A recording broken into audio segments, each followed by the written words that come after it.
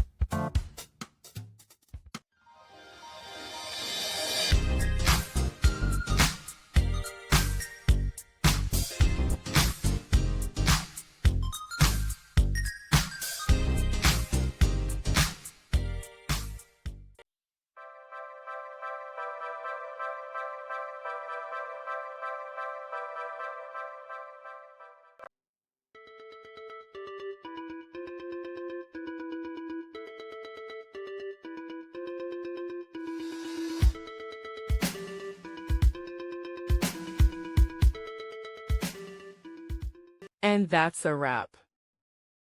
I hope you found the answer you were looking for. If you did, take a second to hit that subscribe button. It really helps out. And let me know in the comments which solution worked best for you. See you next time in the Debug Zone.